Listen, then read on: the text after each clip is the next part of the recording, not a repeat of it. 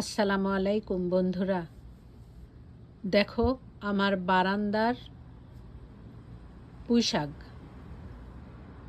আজকে সব পুঁইশাক কেটে ফেলেছি। বন্ধুরা, তোমরা পুঁইশাকের ভিডিও দেখতে দেখতে বোর হয়ে গেছো। এটাই লাস্ট ভিডিও বন্ধুরা।